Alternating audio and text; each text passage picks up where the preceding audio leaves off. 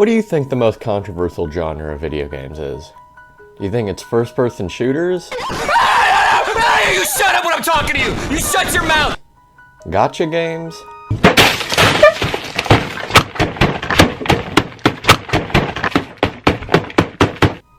Puzzle games? I don't know, man. I'm sure someone gets really heated about Puyo Puyo. To me personally, I'd say the most divisive genre is role-playing games, or RPGs. While it's a really broad term that can be used for a lot of things, these are usually games that operate on turn-based combat and involve leveling up or upgrading your character to increase your attributes. While these things are usually agreed upon, it can be kind of hard to draw the line as to what qualifies as an RPG or not. Most people would agree that something like Final Fantasy, it's definitely an RPG, right? Same goes for Fire Emblem. It still has levels and turn-based combat, even though it would also fall under the umbrella of strategy games like Advanced Wars. But is something like Dark Souls an RPG? It is leveling up for sure, but it drops turn-based combat altogether for a more kinetic kind of combat. Is Paper Mario Sticker Star an RPG? It has turn-based combat, but no form of a leveling up system. And it sucks. Is Danganronpa V3 an RPG? I mean, it technically has leveling up, you can see it in the top right corner, and it has a lot of tropes of those, but the actual gameplay of Danganronpa is reading, and nothing like a standard RPG. Stuff like this makes RPGs a really general term when referring to games, and it can make it kind of hard to pinpoint what they actually are. Even with all the discrepancies that can be made with them, there are a lot of people that really don't like RPGs, and write off anything they classify as one and never want to play it. If I've learned one thing watching gaming YouTubers, it's that RPGs are just not for some people.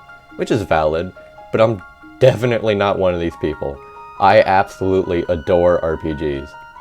While I generally consider myself a variety gamer, I play an awful lot of them. So much of these games appeal to me, and while I can understand why some people don't like them, I just can't get enough of them. Some of my absolute favorites are RPGs, and I love a lot of the things that are commonplace within them, some of which are reasons why people don't like them in the first place. Like I said earlier, one of the hallmarks of RPGs is character growth. This can come in the form of level ups, new skills, equipment, whatever it is, I really like it. The feeling of growth you feel when you achieve this new level is always so satisfying. Being able to feel this tangible progress, being able to go back to earlier areas and absolutely destroy weak enemies, is great. Maybe I just like seeing numbers go up, it triggers the funny chemicals in my brain that makes me happy. But whenever my Pokemon evolves, my unit promotes, I get a new triple tech, I fuse a new persona, or I get a weapon that will destroy anything, it makes me feel like all my effort has been worth it. In something like Fire Emblem, seeing Lysithea go from a weak level 1 unit to one that decimates any opponent put in front of her, gives a pretty intense sense of satisfaction. Obviously this feeling of progress is by no means exclusive to RPGs, but it's especially prevalent in them. A lot of people's main problem with RPGs is the turn-based combat. Some people prefer to just have more fast-paced gameplay, and don't like stopping every time they take an action, which is understandable. And yeah, I can agree that with some older games you can really just want to get a move on. Like you get into a really easy battle, and instead of killing them right away, you have to select your attack for all your characters, then watch the animation, and you might not even be faster than your enemies, so you have to watch their animations and take pointless damage. I get it, it can start to feel a bit monotonous. But I think it definitely has its place. For one, I think even standard turn-based combat can be made more engaging simply by how the battles are paced. Comparing something like Pokemon Black and White, where little optimizations make the game feel a lot less like it's dragging, compared to Diamond and Pearl, where just the HP scrolling feels like it takes ages and can really slow down how the battles feel.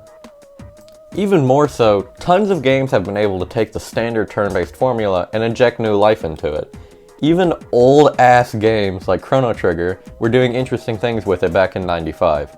Throughout the battles, enemies move around, and depending on where you are in relation to the enemies, your attacks have different effects. For example, Chrono's move Cyclone. If enemies are in a circle formation, the attack will hit more enemies than if you were just hitting one. Same thing with Lucca's Flamethrower, except in a straight line instead of a circle. Some bosses even respond differently to you depending on how far you are in relative range to them. A similar thing is done in Trails in the Sky. Depending on what spells you use, you have different ranges and areas of effects. These little changes make you think a lot more about your every move and removes a lot of the monotony that would have otherwise been there. Some other games make changes to how you defend against enemies outside of your turn. Grimm's Hollow, a beautiful little indie game I may make a whole video on at some point, has a prompt for certain enemy attacks that if you hit correctly, negates the attack. Little things like this make the combat a lot more engaging and ensures you aren't checking out during the enemy phase every single battle. Another famous example is Undertale. While some of the things this series has spawned are questionable, to say the least, the combat itself is pretty good. Things on your turn are pretty standard, but when the enemies attack, you're thrown into a special bullet hell minigame, and if you're skilled enough at dodging, you can completely avoid damage for the entire game. Although that's easier said than done, especially when it comes to Funny Skeleton.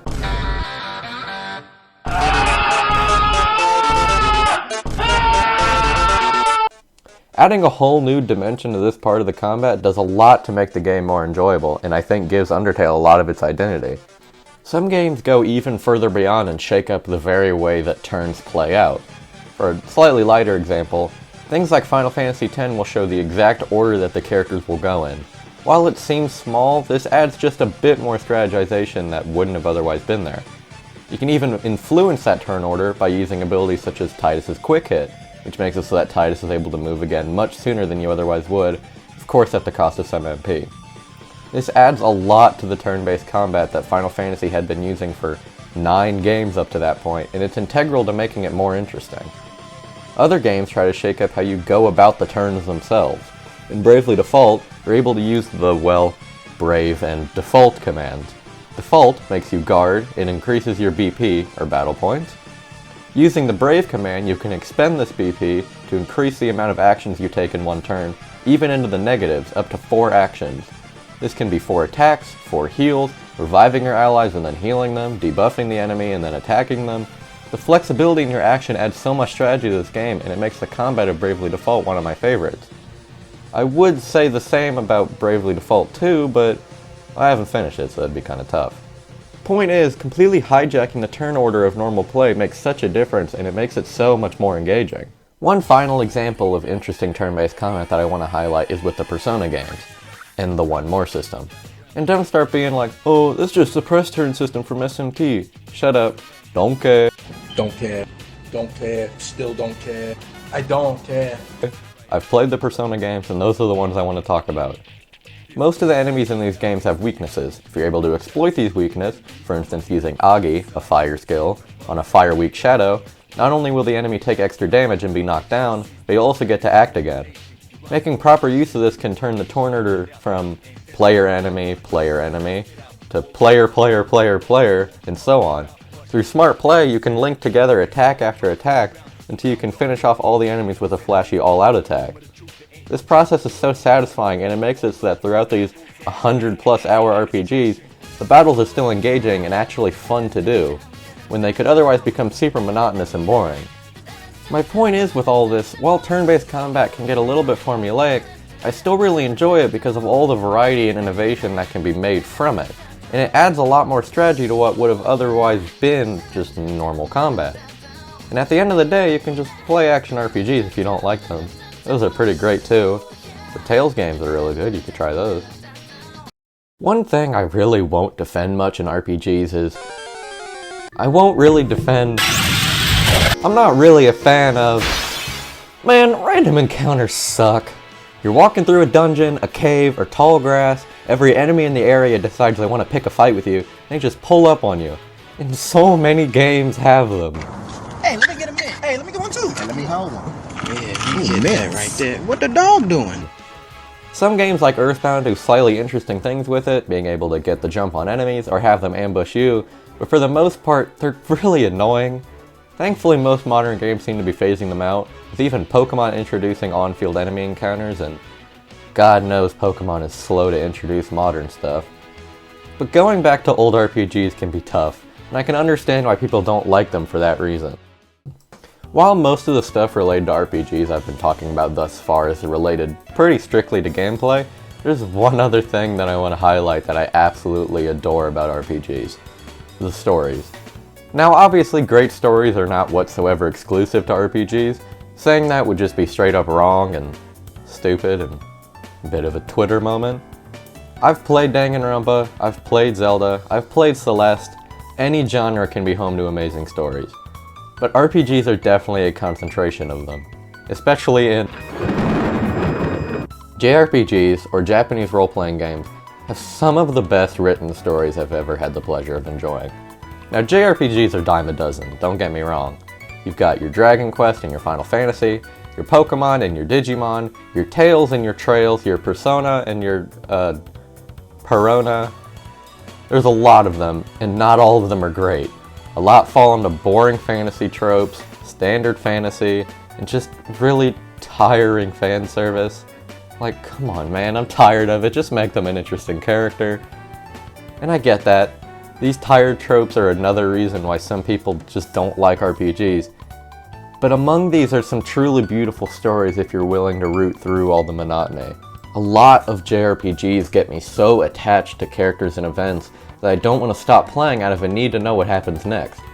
Persona 4 has a murder mystery in a small town with extremely relatable characters, and an amazing moment that I dare not spoil that drove me to tears. Piecing together the scattered events in Inaba along with the investigation team, a group of high schoolers that act more like real people than most other characters in media, is incredibly engrossing. Same thing in Xenoblade 2, when the main character, Rex, suffers a major loss and wants to give up and go home. His companions are furious with him. They all looked up to him, and him giving up makes them question everything. All the characters give him a piece of their mind in another scene that made me cry the first time watching it. Hurts, yeah? But that pain's nothing compared to what Pyra must be feeling right now. She went with those bastards knowing full well how much it would hurt. For our sake, not hers. I get it, I know. But what do you want me to do? I couldn't even slow him down. Even the Artifice's attack couldn't touch him. What chance do I have against a guy like that? The more I fight, the more Pyra gets hurt. She'll be better off without me by her side.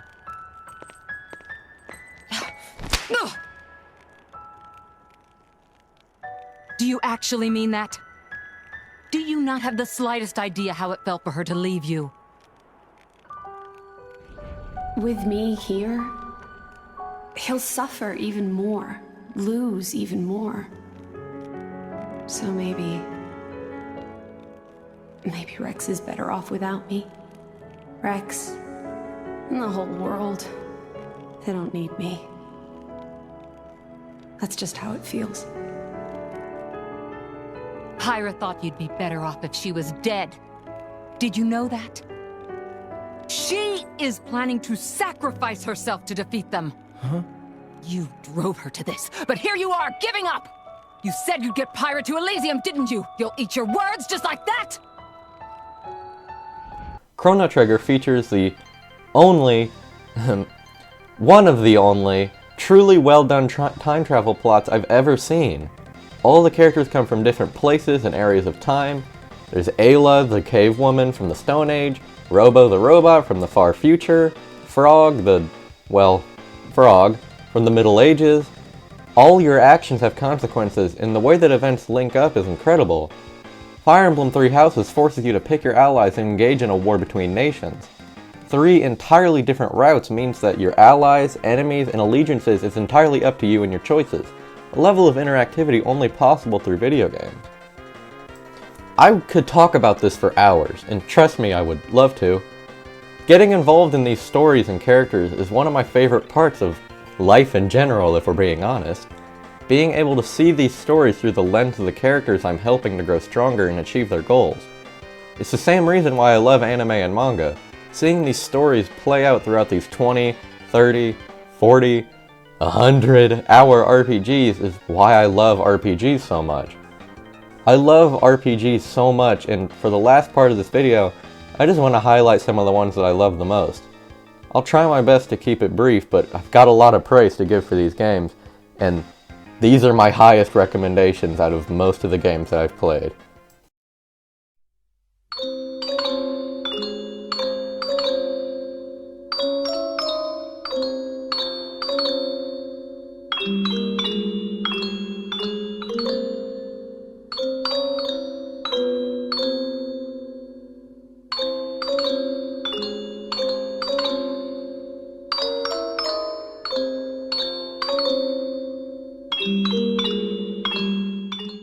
While it's a little different from the games I've been talking about so far, Bloodborne is one of the most simultaneously beautiful and disturbing and grotesque games I've ever played. It's not super conventional. It doesn't have a fantasy setting or turn-based combat or a super important story, at least on the onset. So I guess you could say it doesn't really apply to any of the things I've talked about in this video. But Bloodborne is too significant of a game for me to talk about in this video. The fast-paced combat is so exhilarating and satisfying, it rewards you for being aggressive, and while your stats do matter, what ultimately decides if you can win or not is your ability to read enemy attack patterns and react accordingly. It's so satisfying to get good at it, and trust me, you need to get good at it because this is a Souls game, and it's really hard. While I love the actual gameplay, what really draws it together for me is the aesthetic and ambience of it all. I'm considering making an entire video about it, so I won't go into too much detail here, but the atmosphere is amazing. The game is as disgusting as it is beautiful. I mean, look at the one Reborn. Gross, man. What even is that? Exploring this gross, amazing, Lovecraftian world gives a feeling I haven't really felt in anything else. The great difficulty adds to that. Knowing that if you aren't careful, any of the horrifying creatures could show up and decimate you creates this thick atmosphere of dread that I love. I haven't found it anywhere else, and I recommend it to anyone that it sounds interesting to.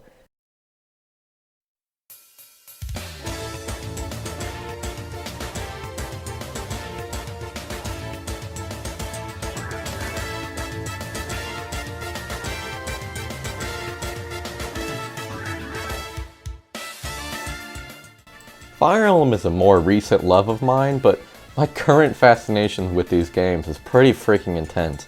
I just can't get enough.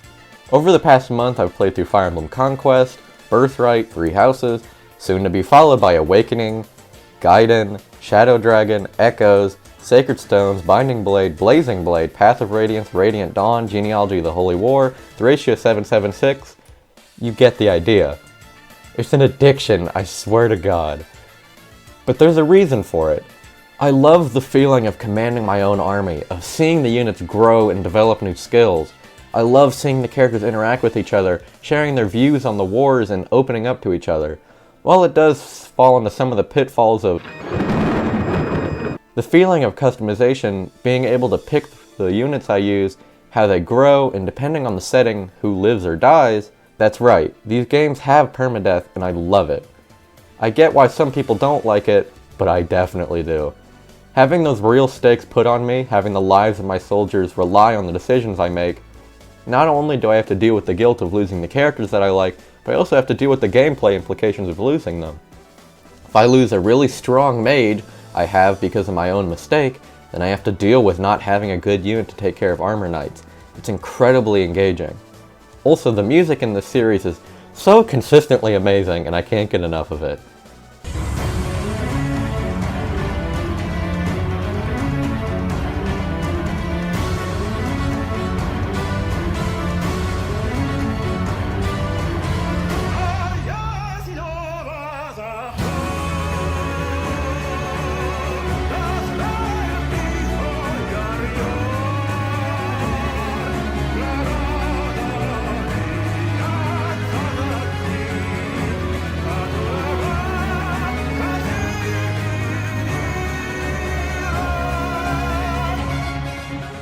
I can't wait to dive into the rest of the series, and maybe I'll even make another video about it.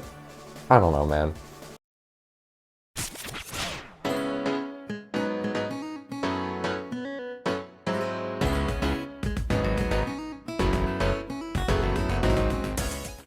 Over the past couple years, I've expanded my horizons when it comes to video games, especially with RPGs.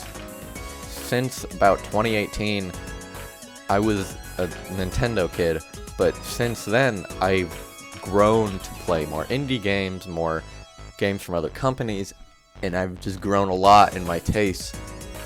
But one series that will always have a special place in my heart is Pokemon. I've always loved these games, and regardless of whatever questionable things Game Freak does, I always will. The feeling of catching my favorite monsters, raising them up, and going through the game is something that's hard for other games to match. These games have so much replay value, so many team compositions, so many challenge runs, so much experimentation. I can play these games over and over. While my love of this series extends to all parts of it, the games are definitely where it's concentrated the most. Also, just like Fire Emblem, the music is always awesome.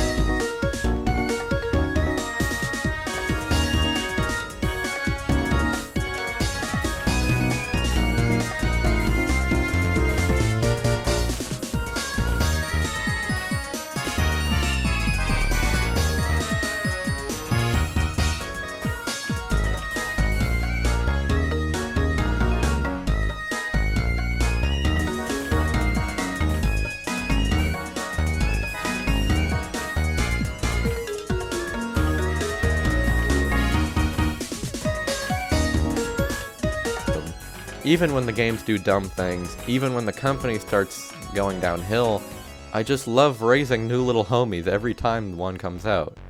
It's a cycle that's had its grip on me since I was little, and I doubt it will let go for a long time.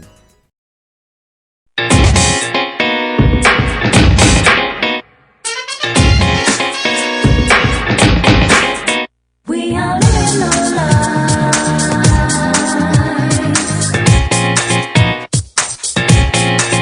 I've always so much information.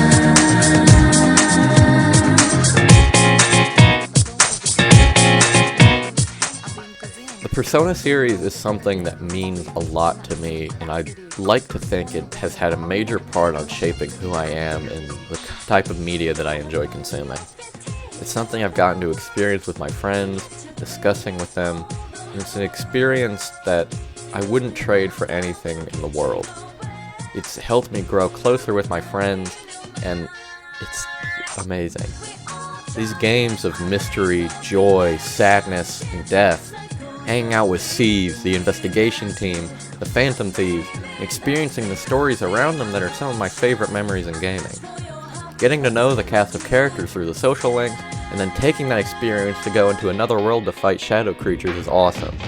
Collecting and fusing personas, and then using the skills attached to them to string together attacks is great. Spelunking through Tartarus, or the TV world, or the metaverse, it never loses its charm. And once again, the music is so good, man! You may be noticing another trend with RPGs, to the point where my voice just cracked. I'm keeping this take, I don't care. A river in a dry land, the left is in a lost land, a heartbeat for a demon, always is in a strange land. I'm given the balance, but I'm standing on razor's edge now. Walk quick or my life is over. One strike just offending, I'm out of his field of vision. Don't ask why I'm ready, but I'm ready to strike him down now. I just saw the new stars, there's no time for indecision. These games are truly something special, and even though they're incredibly long, I'd play them any day.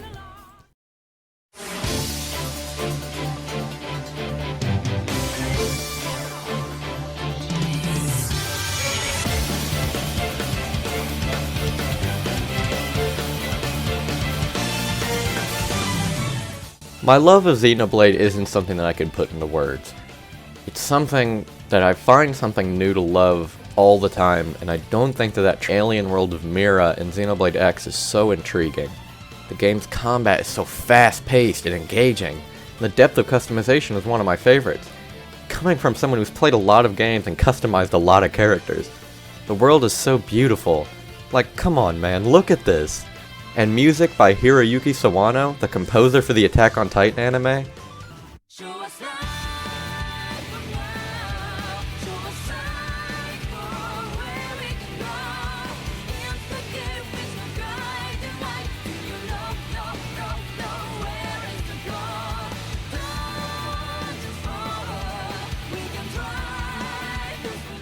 Dude, come on. Why is this game still stuck on the Wii U?